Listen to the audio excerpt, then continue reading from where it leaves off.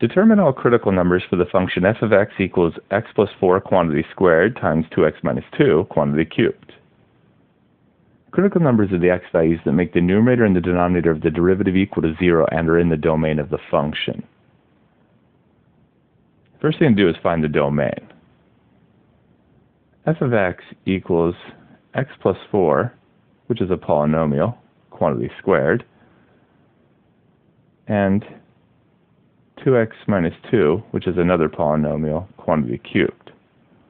A polynomial times a polynomial will be another polynomial. Therefore, f of x is a polynomial, and the domain of a polynomial is all real numbers. So the domain will be all real numbers or negative infinity to positive infinity. The next thing to do is find the derivatives. F prime of x equals, we have a product rule here. The derivative first. Power rule, bring down the power, leave the inside alone, subtract 1 from the power, it's to the first power, and then multiply by the derivative of the inside to complete the chain rule, times the second left alone, plus the first left alone, times the derivative of the second. It's power rule, bring down the power, leave the inside alone, subtract 1 from the power, and then multiply by the derivative of the inside to complete the chain rule.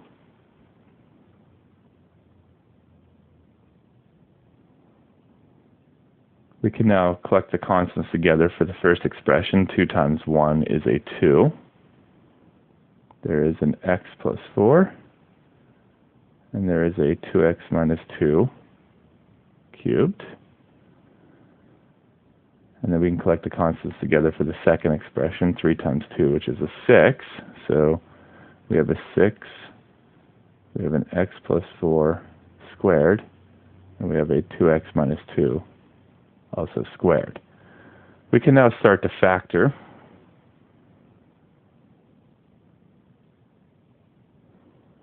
There is a common factor of 2, as well as x plus 4 to the lowest power. We have a power of 1 and a power of 2, so we can factor it out to a power of 1.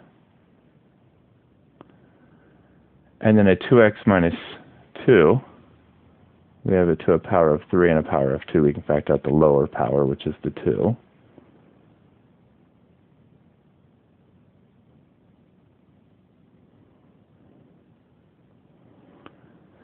And that'll leave behind, well, we've taken out a 2, we've taken out x plus 4 to the first power, and we've taken out 2 of the 3 2x minus 2 powers. And that leaves behind that for the first term. So the first term will just be a 2x minus 2. For the second term, we've taken out a 2 from the 6. That'll leave a 3. We've taken out one of the x plus 4s, and we've taken out both of the 2x minus 2s. So that's what we'll have left, 3 times the quantity of x plus 4.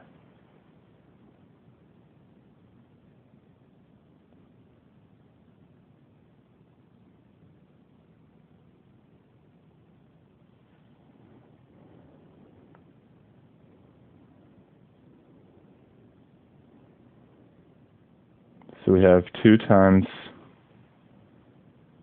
x plus 4 times 2x minus 2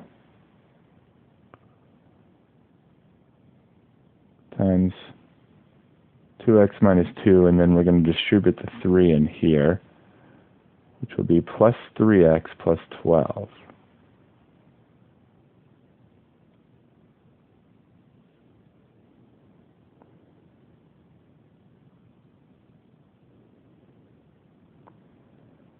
So we have a 2, we have an x plus 4, we have a 2x minus 2, and then combining like terms in the square brackets, now writing it as parentheses. 2x plus 3x will be 5x, and a minus 2 plus a 12 will be a plus 10.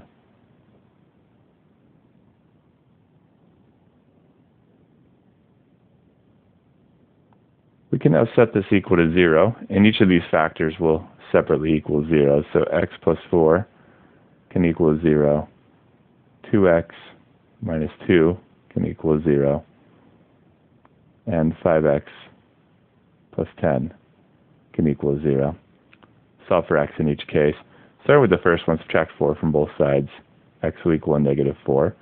The second one, add 2 to both sides, and then divide both sides by 2, and x equals 1. And then the third one, subtract 10 from both sides, and then divide both sides by a 5. And then we check whether these are in the domain or not. The domain is all real numbers. X equals -4 is a real number, we keep it. X equals 1 is a real number, we keep it.